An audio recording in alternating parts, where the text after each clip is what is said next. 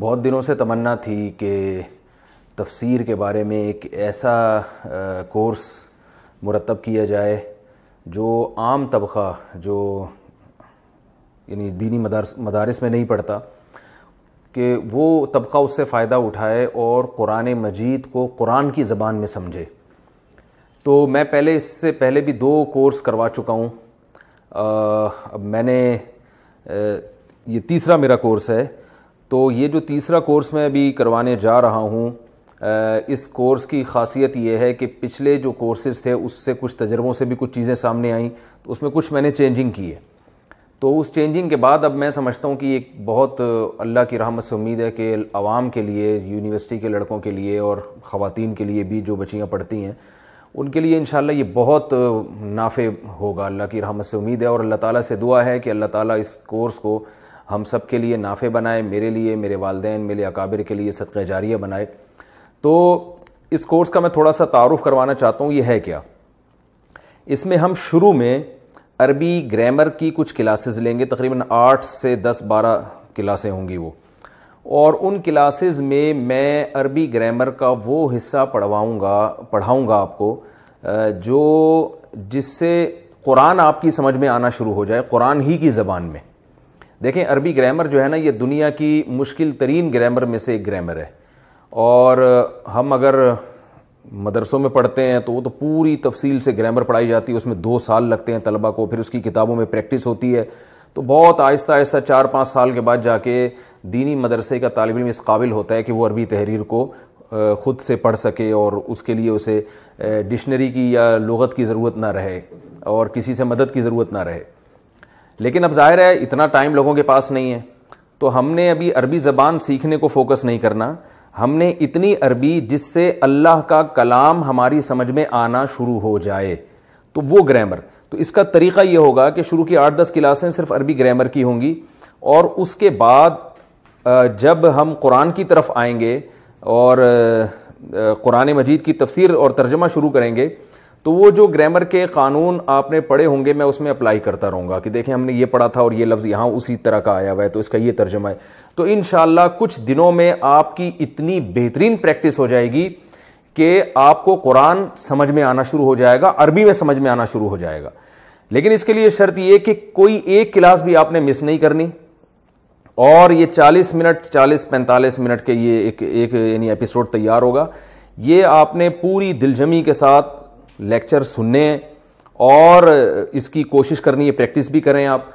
تو ورنہ میں پریکٹس بھی انشاءاللہ کرواتا رہوں گا جب ہم تفسیر کے لیکچر شروع کریں گے، یعنی جو قرآن مجید سے ہم رکوع پڑھنا شروع کریں گے، اور اس میں بتاؤں گا دیکھیں یہ لفظ یہاں آیا ہے، اس کا یہ مطلب ہے، اور ہم نے گرامر میں یوں پڑھا تھا، تو آپ کو انشاءاللہ بہت فائدہ ہوگا۔ تو آپ نے کوئی لیکچر مس نہیں کرنا، اور یہ 8-10 لیکچر اچھی طرح دماغ میں بٹھانے، مشکل بالکل بھی نہیں ہے، لیکن اگر آپ درمیان سے تجربہ کر کے سنیں گے نا لیکچرز تو آپ کو بہت مشکل لگیں گے۔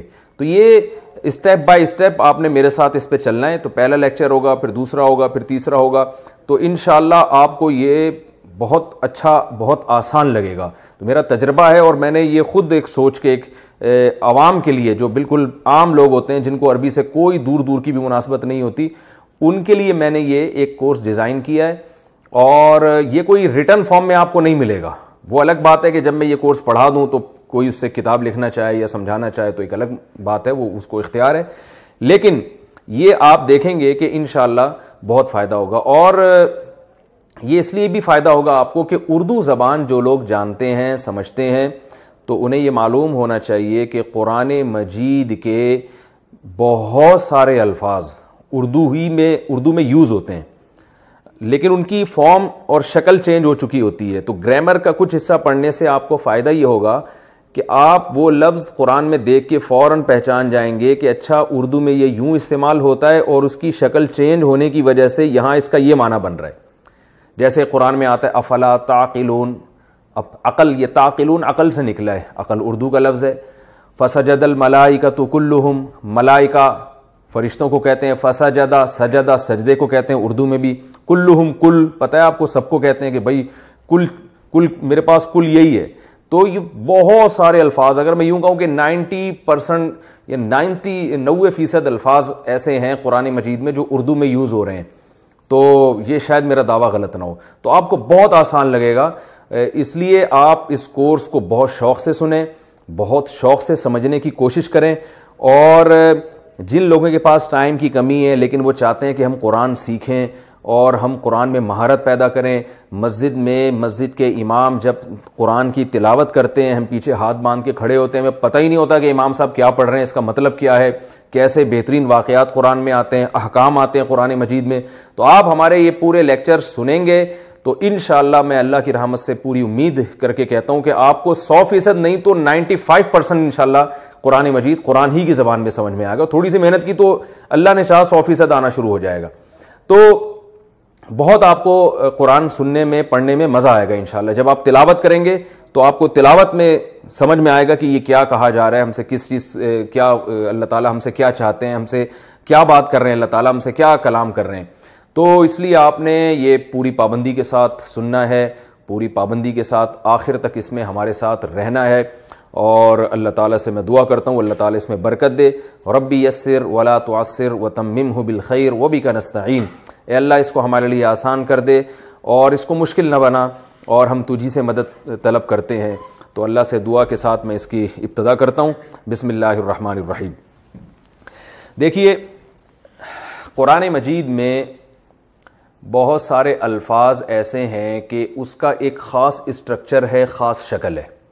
اگر وہ شکل جو یہاں جو طلبہ بیٹھے ہوئے ہیں میں ان سے بھی ذرا خطاب کروں گا, ان کی طرف بھی دیکھوں گا تاکہ صرف کیمرے میں نہیں فوکس کروں گا کہ یہاں جو لوگ بیٹھے ہوئے ہیں وہ بھی, تاکہ جو ہے نا آئی کانٹیکٹ کے ذریعے ان کو سمجھانا اور ان کے لیے سیکھنا بھی آسان ہو. تو قرآن مجید میں جو الفاظ استعمال ہو رہے ہیں نا ان کا ایک اکثر الفاظ کا ایک خاص ڈھانچہ ہوتا ہے, ایک خاص شکل ہوتی ہے. تو ہم وہ شکلیں پڑھیں گے کہ بھئی یہ اس طرح کا, اس کوئی بھی لفظ جب اس ڈیزائن کا ہوگا, اس شکل کا ہوگا تو اس کے کیا مطلب ہوں گے, پھر اس میں یہ والی چینجنگ ہوگی تو اس کے میننگ میں کیا چینجنگ ہو جاتی ہے. مثلا میں سب سے آسان لفظ جو جب عربی گرامر شروع کرتے ہیں تو سب سے پہلے جو لفظ بتایا جاتا ہے وہ آسان لفظ ہے ضربہ.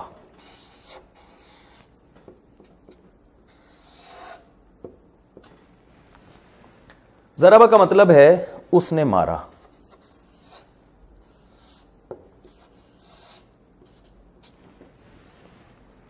اچھا میں یہ بتاؤں گرامر کی جو پیچیدگیاں ہیں میں ان پیچیدگیوں میں نہیں آپ کو ڈالوں گا. ممکن ہے کوئی عالم میرا درس سن رہے ہوں تو وہ کہیں آپ نے تو ترجمہ غلط کیا ہے, اس نے مارا نہیں, اس کا ترجمہ ہوگا مارا اس ایک شخص نے. تو جو گرامر پڑھنے والے علماء ہیں نا وہ جانتے ہیں کہ اس نے مارا میں اور مارا اس شخص نے دونوں جملے میں تھوڑا فرق ہے, کیونکہ یہاں ضمیر یہ بعد میں آتی ہے. لیکن میں اتنی پیچیدگیوں میں نہیں ڈال رہا.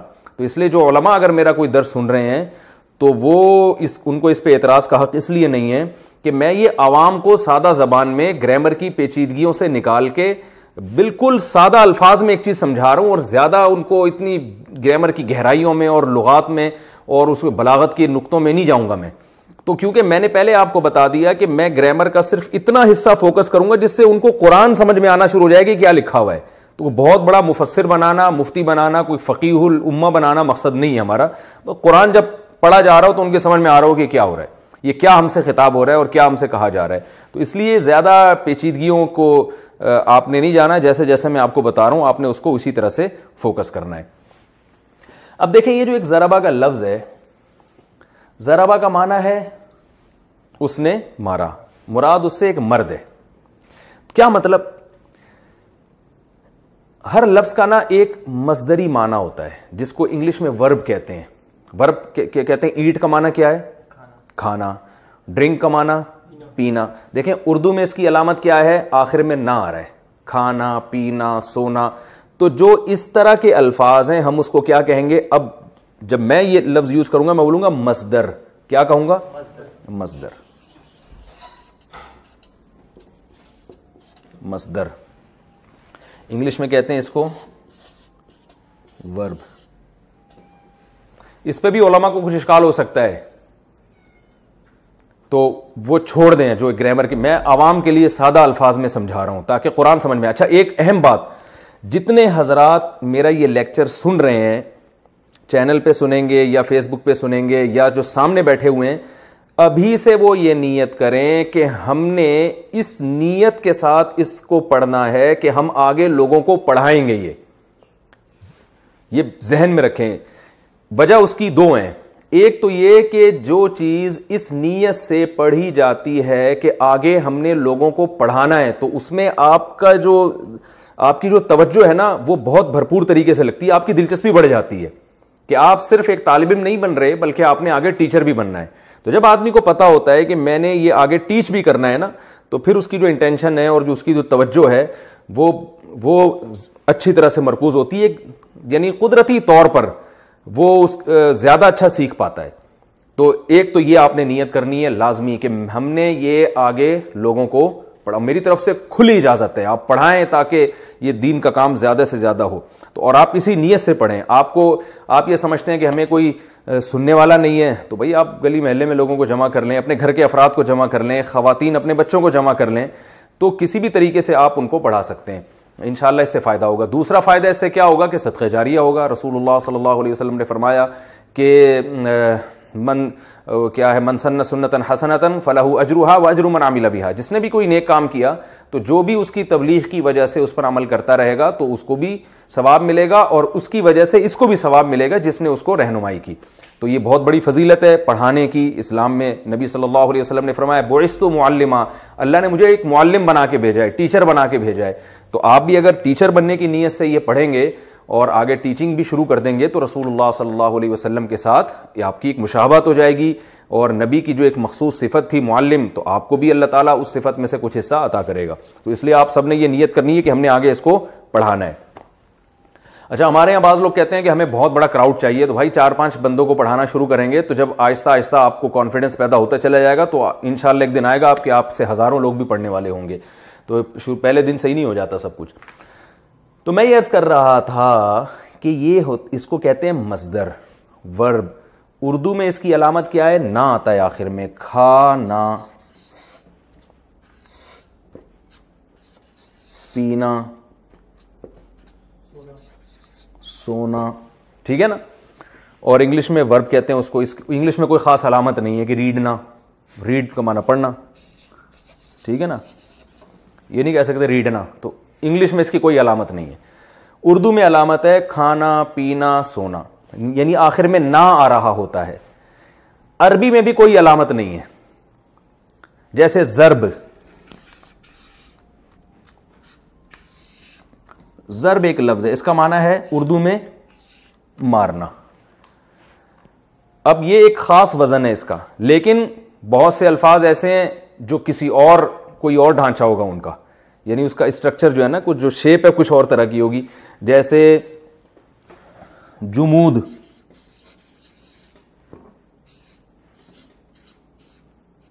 جمود کا معنی جامد ہونا,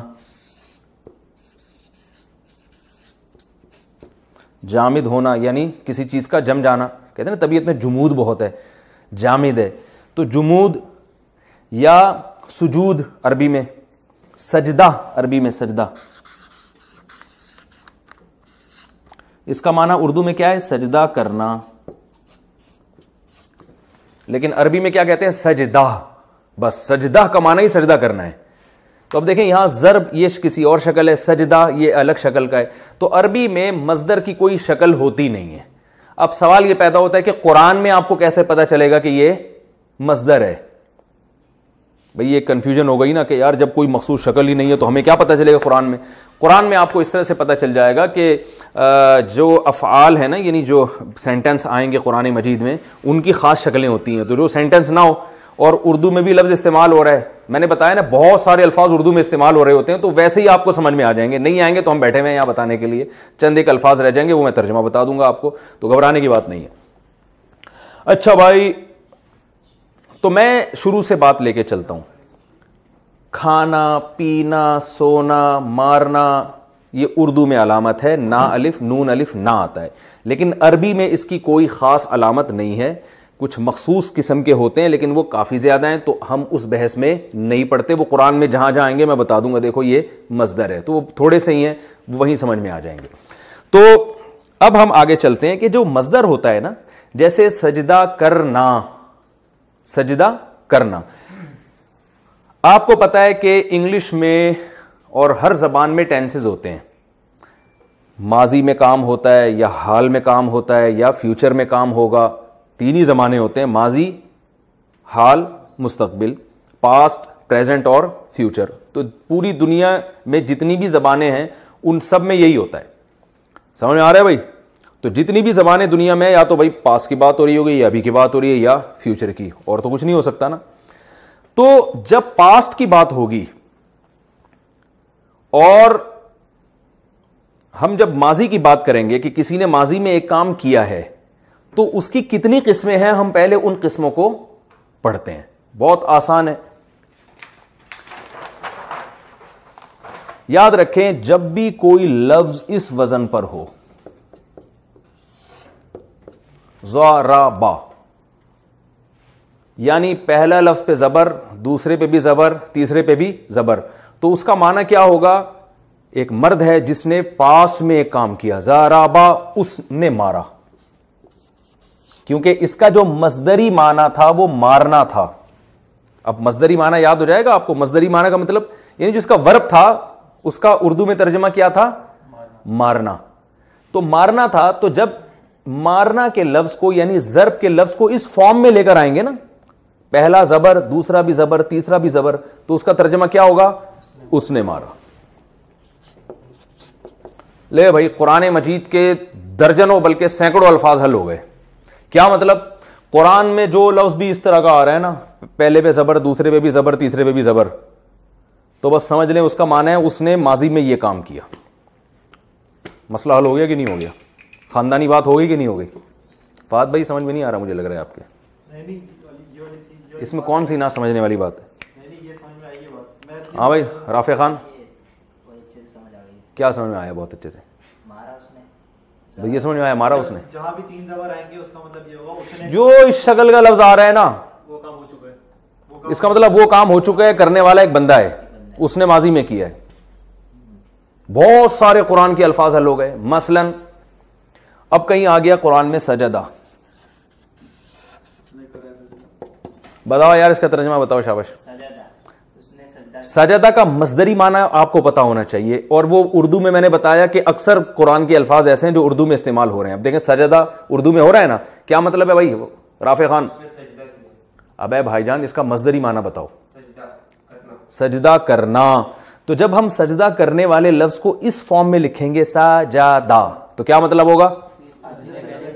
اوئے ہوئے ہوئے, ہٹو بچے ہو گیا. اس نے سجدہ کیا. بہت سارے الفاظ قرآن کے حل ہو گئے. اور کوئی لفظ بتاؤ. قرآن آپ حافظ ہو نا, دونوں حافظ ہو نا ماشاءاللہ. علاقہ,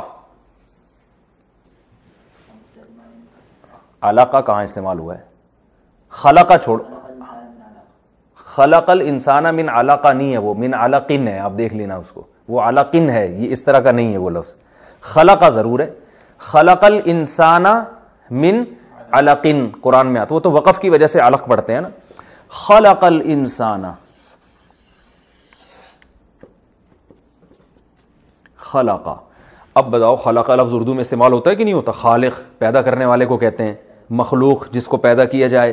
تو خلقہ کا مطلب جو مصدری معنی ہے وہ کیا ہے؟ پیدا کرنا.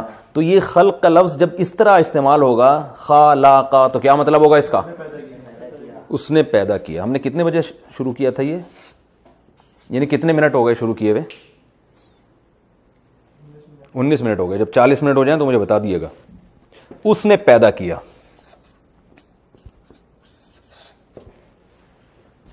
صحیح ہے نا؟ یعنی پیدا, اصل صحیح ترجمہ تو ہوتا ہے پیدا کیا اس نے. ہاں وجدہ.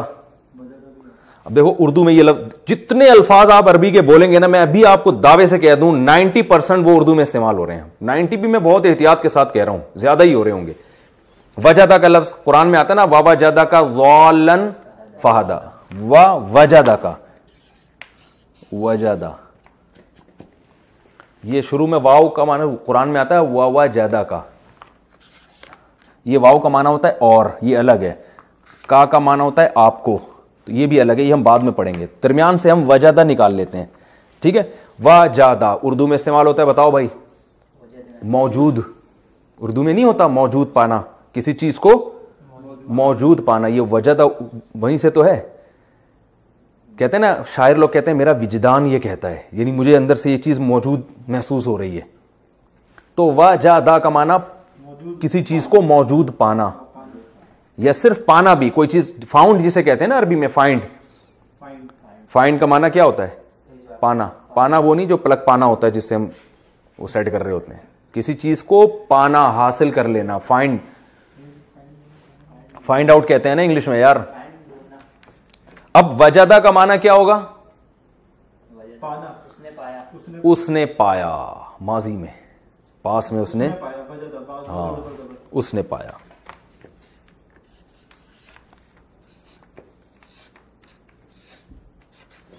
اس نے، بول دے یونی بھائی، پایا. اور چلو آگے اور الفاظ بتاؤ. نصارہ، زبردست.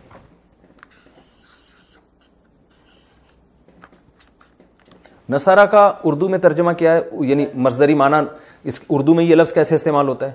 نصرت. تبلیغ والے کہتے ہیں نا بھائی دین ہجرت اور نصرت سے پھیلا ہے، جماعت آئی ہوئی ہے نصرت کے لیے چلتے ہیں. نصرت کا معنی کیا ہوتا ہے؟ مدد. نصرت کا معنی کسی کی مدد کرنا. انصار کہتے ہیں نا، انصار جو مدد کرنے والے تھے، ناصر مدد کرنے والا، انصار اس کی جمع. تو ناصارہ اس کا مطلب کیا ہے؟ اس نے مدد کی.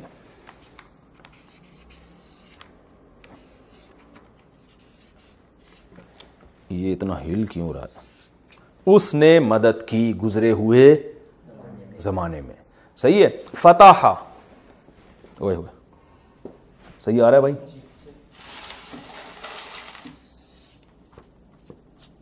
فتح، فتح اردو میں فتح کیا ہے نا، تو فتح فتح کرنا، تو فتح کیا اس نے، یا اس نے فتح کیا بھی ٹھیک ہے. فتح کا معنی عربی میں کھولنا بھی ہوتا ہے. مفتاح چابی کو کہتے ہیں نا، تو کھولا. ٹھیک ہے. او سوری یہ غلط لکھ دیا میں نے، اس نے کھولا. اور بتاؤ اب شاباش. عبسا، عبسا کا لفظ اردو میں استعمال نہیں ہوتا، ٹھیک ہے نا. تو میں پہلے آسان چیزیں نا لوگ کنفیوژ نہ ہوتا. خلقہ ہو گیا، میرا خیال ہے کافی ہے. باقی تو ہم قرآن میں پڑھیں گے نا. قرآن میں جب تفسیر شروع کراؤں گا تو میں بتاؤں گا دیکھو یہ لفظ آیا ہوا ہے، یہ ہم نے بتایا تھا آپ کو کہ جو اس شیپ میں ہوتا ہے اس کا مطلب یہ ہوتا ہے. اچھا بھائی،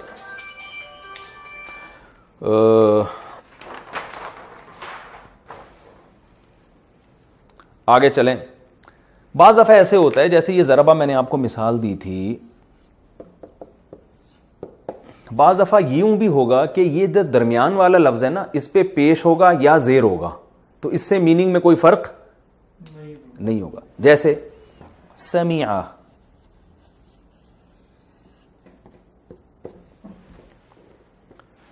شروع میں زبر ہے، آخر میں زبر ہے، درمیان میں کیا ہے؟ زیر ہے. اس سے کوئی فرق نہیں پڑتا. ایسی بھی شکل آتی ہے کبھی کبھار.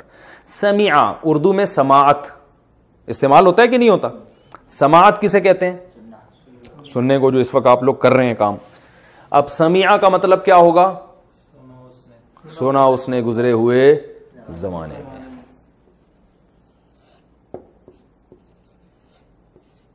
سنا اس نے، بس گزرے ہوئے زمانے میں اس لیے نہیں کہہ رہی کہ سنا کا مطلب ہی سنا ہی ہوتا ہے نا اردو میں. اچھا بھائی، اور اس کی مثال حسیبہ. حسیبہ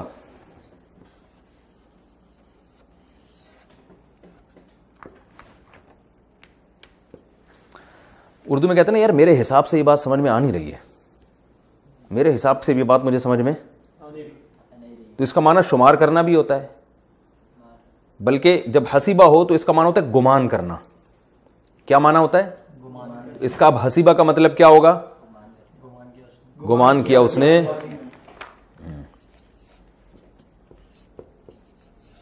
گمان کیا، ٹھیک ہے نا، اس آدمی نے گزرے ہوئے زمان. یہ ٹینس بن جائے گا پورا، پاسٹ ٹینس.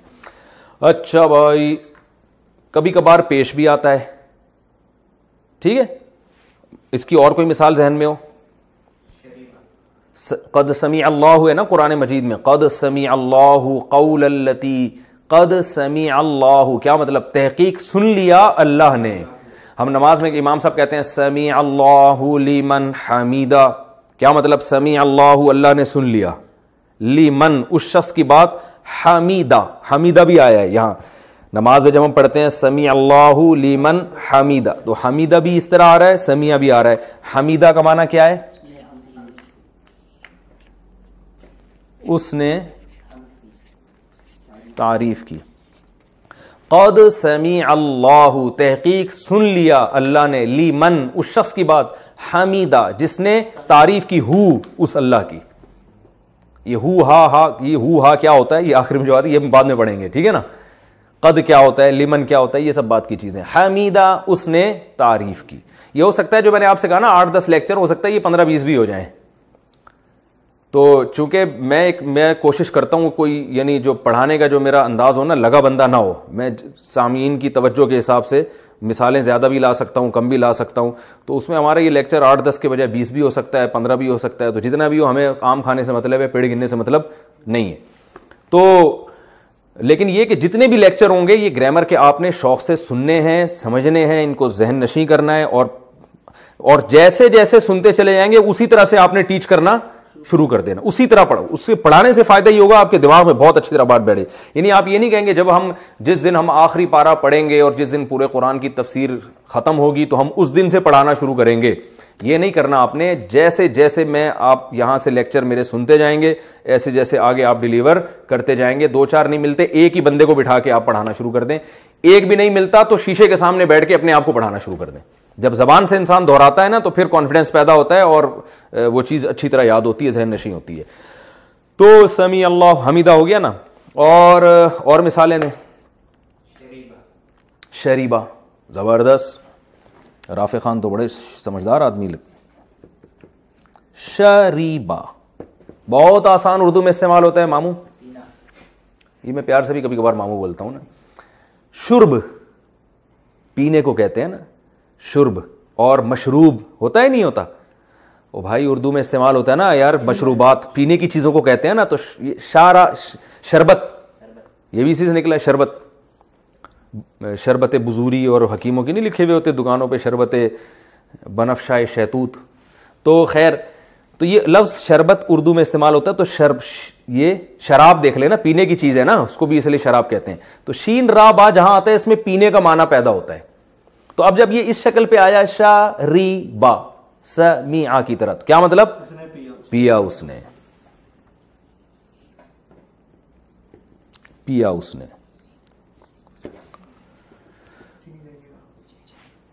ہاں ہو گیا نا، سمجھ میں آ گیا یہ. اچھا، بعض الفاظ ایسے ہوتے ہیں، اور بھائی جب جیسے 40 منٹ ہو جائے نا مجھے بتا دینا. بعض الفاظ ایسے ہوتے ہیں جن میں درمیان والے حرف پہ کیا ہوتا ہے؟ پیش. جیسے میں نے بتایا یہ ہے ضربہ، تو درمیان میں کیا آ جائے گا؟ پیش آئے گا. جیسے کروما، کاروما، پہلے پہ زبر ہے، دوسرے پہ پیش ہے، تیسرے پہ بھی کیا ہے؟ زبر ہے. تو کوئی فرق نہیں پڑتا. میں نے بتایا یہ درمیان والا چینج ہو سکتا ہے. اس پہ جزم کبھی بھی نہیں ہوگا، یعنی سکون نہیں ہوگا، ساکن نہیں ہوگا، زبر زیر یا پیش ہی ہوگا. تو کاروما میں کیا ہے؟ پیش ہے. تو کرامت سے نکلا ہے. کرامت عزت کو کہتے ہیں نا، بھائی فلاں کا اکرام کرنا چاہیے ہمیں. تو اس کا مطلب ہوتا ہے، مصدری معنی ہوتا ہے عزت دار ہونا. عزت دار ہونا. تو کیا ترجمہ ہوگا؟ عزت دار ہوا وہ ایک شخص. ٹھیک ہے.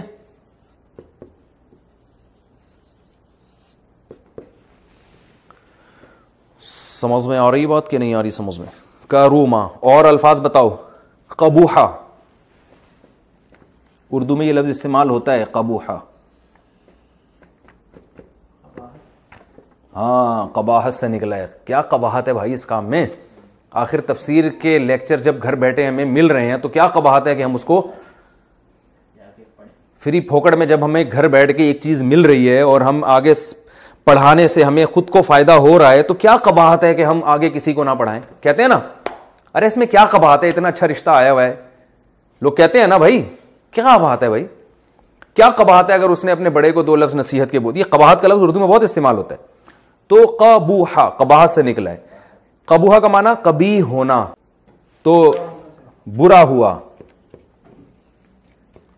وہ ایک شخص، یعنی ایک آدمی جو ماضی میں قبیح ہو گیا، برا ہو گیا، تو اس کو ہم کیا کہیں گے؟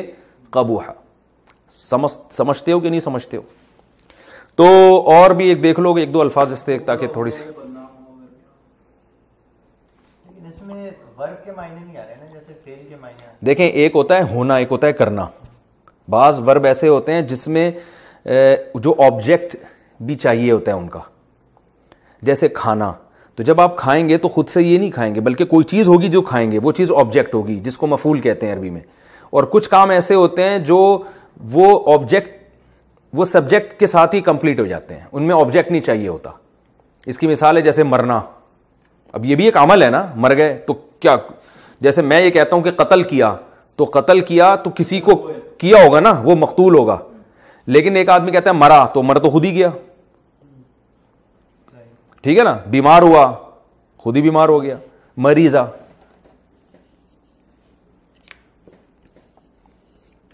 مریضہ کیا مطلب اس کا؟ مرض سے نکلا ہے. مریضہ بیمار ہوا وہ ایک شخص، تو اب بیمار ہوا خود ہی ہو گیا نا. تو اسی طرح قبیح ہونا خود ہی ایک عمل ہوتا ہے، یعنی کہ کسی کے اوپر قبیح ہوا. یہ کوئی ضربہ میں آبجیکٹ کی ضرورت ہے. تو اردو میں اس کی علامت ہوتی ہے، ایک ہوتا ہے نا سب کے آخر میں آ رہا ہوتا ہے، لیکن وہ ہمیں پھر دیکھنا پڑتا ہے کہ یہ اس کو ہم کہتے ہیں فعل لازم، فعل متعدی. میں نہیں چاہ رہا تھا ان اصطلاحات میں ڈالوں نا، تو اس لیے میں اتنی بحث ہونا ہے، کام ہو رہا ہے بس. ٹھیک ہے نا. فعل لازم متعدی کو چھوڑیں، وہ بعد میں ہم کسی وقت بتا دیں گے. مریضہ بیمار ہوا، بیمار ہوا. ٹھیک ہے نا. تو ہم جب یہ عربی گرامر پڑھتے تھے نا، ہم اردو میں بھی بہت سے الفاظ اوٹ پٹانگ نکالتے رہتے تھے بیٹھ کے. جیسے ہم کہتے تھے تھکا تھا، وہ تھک گیا. ایسے ہم مذاق میں نا طلبہ کوئی استاذ بلاتے تھے، وہ فلاں کہاں ہے بھائی، اس کو بلا کے لاؤ. ہم کہتے ہیں تھکا تھا، یعنی وہ تھک گیا ہے. ٹھیک ہے نا. تھکا کا بلکہ تھکا کا. تو ایسے ہم بناتے رہتے تھے. تو خیر آپ اتنا، آپ کے پاس ٹائم نہیں ہے. مریضہ بیمار ہوا وہ. ٹھیک ہے نا. تو یہ میرا خیال ہے سمجھ میں آ گیا ہوگا. پولیس کو بلوانے کی ضرورت نہیں پڑے گی اس کے لیے. آگے چلتے ہیں ہم. بھائی اتنے پیجز ہیں، یہ ہول سیل کے ساتھ پورا اردو بازار خرید کے لے آؤ. ٹھیک ہے. اس میں کنجوسی نہیں کرنی چاہیے. اچھا بھائی، اب ہم آگے چلتے ہیں. ہم یہ کرتے ہیں کہ آپ نے انگلش میں پڑھا ہوگا ایکٹیو وائس اور پیسو وائس. بعض دفعہ ایک آدمی کام کرتا ہے، بعض دفعہ کام اسی کے اوپر ہو رہا ہوتا ہے. ایسا ہی ہے نا. ہمارے زمانے میں اس کو ایکٹیو اینڈ پیسو وائس کہتے تھے. اب بہت سی انگلش کی اصطلاحات بھی چینج ہو رہی ہیں. آج کیا کہتے ہیں مجھے نہیں پتا. میرا خیال ہے ہمارا زمانہ کو اتنا پرانا ہے بھی نہیں. یہی ہے نا. لوگ سمجھیں گے مجھے پتہ نہیں ان کے زمانے کے انجن بند ہو گئے ہیں، ٹرینیں بند ہو گئی ہیں، کوئی بہت ہی پرانے آدمی. تو دیکھیں کہ ہم یہ کہتے ہیں اس نے مارا، لیکن الٹا وہی مارا گیا ہو، یعنی کسی اور نے اس کو مارا ہو. انگلش میں اس کی مثال ہے جیسے اٹ از ایٹن. یہی کہتے ہیں نا. او بھائی تم لوگ انگریزی دان بیٹھے ہوئے ہو. وہ کھائی گئی نا وہ چیز. یہی کہیں گے نا. ہی از کلڈ، وہ مارا گیا. وہ مارا گیا ہوا ہے نا، ہی از کلڈ. اور ہی کلز، وہ مارتا ہے. یا ہی کلڈ، وہ لکھ دیتا ہوں میں تاکہ ہی کلڈ، اس نے مارا. اور ہی is killed, he is killed کا کیا مطلب ہوگا؟ وہ مارا گیا ہوا ہے. ٹھیک ہے نا. یا ہی واز کلڈ، وہ مارا گیا تھا ماضی میں. تو ظاہر ہے ہر زبان میں ایسا ہوتا ہے. تو عربی میں جب ہم بنائیں گے ضربا، اس نے مارا، تو ہم اس کو کر دیں گے زوریبا. عربی ایسی خاندانی زبان ہے نا کہ زبر زیر پیش کی ذرا سی اونچ نیچ سے معنی بالکل، یہ پوری گرامر زبر زیر پیش اور جزم پہ کھیلتی ہے. میں اس کی مثال دیتا ہوں. ہم کہتے ہیں نا الحمدللہ الذی اطعمنا، تمام تعریفیں اس اللہ کے لیے. اطعمنا، جس نے ہمیں کھلایا. اطعمنا کو میں اگر آپ میم پہ زبر کے بجائے جزم کر دینا تو الٹا معنی ہو جائے گا. اطعمنا مطلب ہو جائے گا جس کو ہم نے کھلایا. اس کا فائدہ یہ ہوتا ہے کہ عربی میں آپ کو اپنی بات کو بیان کرنے کے لیے لمبی چوڑی تحریر کی ضرورت نہیں پڑتی. میں دعوے سے کہتا ہوں ایک مضمون اگر عربی میں لکھا ہوا ہے نا, اردو میں جب وہ آئے گا تو ایک صفحے کا مضمون 2 صفحوں میں چلا جائے گا, اور انگلش میں جب وہ آئے گا تو 4-5 صفحوں میں چلا جائے گا. وہ انگلش اور لمبی لکھنی پڑتی ہے. تو یہ عربی کی ایک خاصیت یہ بھی ہے کہ اس میں سینٹنس بہت چھوٹے چھوٹے ہوتے ہیں. یعنی آپ بڑی سے بڑی بات کو نا زبر زیر پیش جزم میں گھما گھما کے, اب آپ دیکھیں نا انگلش میں کتنا لمبا ٹینس ہے, ہی کلڈ. عربی میں کیا ہے, ضربا. اب ضربا لکھنے میں کتنا ٹائم لگا اور کتنی جگہ گھیری, اتنی جگہ گھیری ہے. یہ تو زبر زیر پیش تو ہم اجمی لوگ لگاتے ہیں, ورنہ عرب تو تھوڑی لگاتے ہیں زبر زیر. اور انگلش میں دیکھیں آپ کتنی دیر لگی, کتنے لمبے لمبے ایل یوں کر کے کھڑا کرنے پڑ رہے ہیں آپ کو, ہے نا. پھر کے یوں کر کے, پھر یوں کر کے یوں لانا پڑ رہا ہے, پھر آئی یوں کر کے گھما کے پھر یوں لگانا پڑا. پھر یہ 2 لونڈے آ گئے یہاں پہ کھڑے ہوئے. تو عربی کے بعد مقام ہے اردو کا, اور یہ گوروں نے اعتراف کیا ہے کہ جو گورو جنہوں نے اردو بھی انہوں نے اعتراف کیا ہے کہ اردو زبان بلاغت کے لحاظ سے انگلش سے کئی گنا زیادہ اچھی ہے. یہ گورے اس کا اعتراف کرتے ہیں. میں ابھی آسٹریلیا میں گیا تھا تو وہاں ایک مشاعرے میں, انگریزوں کے مشاعرے ہم نے تو کبھی سنے نہیں تھے, لیکن انہوں نے بتایا ہوتا ہے ان کا مشاعرہ. کبھی کچھ انگریز بیٹھے ہوئے تھے تو ہمارے بھی کوئی شاعر چلے گئے وہاں. انہوں نے مجھے بتایا کہ میں نے جب ان کو اردو شاعری سنائی نا وہاں پہ, اور پھر اس کا ترجمہ کیا, تو گورے سر پکڑ کے بیٹھ گئے, کہہ رہے یار اتنی زبردست اس میں بلاغت ہے. تو یہ بہت بڑے ایک ماہر سے میں نے سنا ہے جو انگلش بھی بہت اچھی بولتے ہیں اور اردو بھی. وہ کہتے ہیں, وہ امریکہ میں رہے ہیں 11-12 سال اور امریکہ کی ہر اسٹیٹ میں انہوں نے وقت گزارا ہے. وہ کہتے ہیں کہ اردو زبان انگلش سے فصاحت و بلاغت میں کئی گنا زیادہ بہتر ہے. وجہ اس کی کیا ہے کہ یہ فارسی اور عربی سے آئی ہے, اور فارسی اور عربی کی بلاغت کو اردو نے اپنے اندر سمویا ہے. تو اور عربی کا جو بہترین خاصیت کیا ہے کہ دیکھیں کتنا چھوٹا سا لفظ ہے, اس نے یہ پورا جو ہے نا یہ اتنے لمبے لمبی ڈنڈیاں اور یہ ڈی اور یہ سب کو پی گیا یہ لفظ. اب آپ اسی کا پیسو وائز بنائیں گے تو ہی از کلڈ.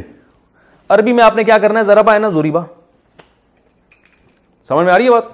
ضربا کو کیا کیا آپ نے, ضریبا, 2 منٹ میں بات ختم, ٹھیک ہے نا. قتلا اس نے قتل کیا, قتیلا وہ مارا گیا. قاتالا اس نے مارا, قتیلا وہ کلٹی ہو گیا. تو ایسے یہ بڑی زبردست اس کی ایک عربی کی خاصیت ہے کہ اس میں بہت لمبی بات آپ ایک صفحے میں لکھ سکتے ہیں.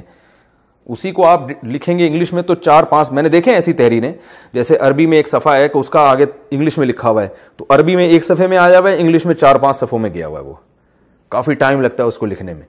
تو بولنے میں بھی پھر ایسا ہی ہے, عربی میں بولنے میں ٹائم کم لگتا ہے, بہت مختصر ہو جاتی ہے وہ. خیر یہ مقصد نہیں ہے کہ انگلش کی کوئی بری زبان ہے, وہ اس کی اپنی خاصیت ہے. انگلش میں ایک سب سے بڑی خاصیت ہے کہ آسان بہت ہے وہ. خیر ہم آگے چلتے ہیں. تو یہ کیا ہو جائے گا جی, ضربا سے ضریبا. یہ پیجز میں بخل نہیں کرنا, ایسی کی تیسی, جتنے خراب ہوتے ہیں ہونے دو. ضریبا کیا مطلب, 1 منٹ رہ گیا, 1 منٹ. مارا گیا وہ ایک شخص, پہلے اس نے مارا تھا, اب کیا ہو گیا, وہ خود کلٹی ہو گیا. ٹھیک ہے. تو میرا خیال ہے ٹائم بھی ہمارا مکمل ہو گیا, پہلا لیکچر ہمارا کمپلیٹ ہو گیا ہے. امید ہے کہ سمجھ میں آیا ہوگا. کوئی سوال اس بارے میں پوچھنا ہو تو جلدی سے پوچھو. شاباش. واسع خان, آپ کے ذہن میں کوئی سوال آ رہا ہو؟ رافع خان, فہد بھائی, عثمان بھائی. کورونا وائرس کی وجہ سے ہم نے زیادہ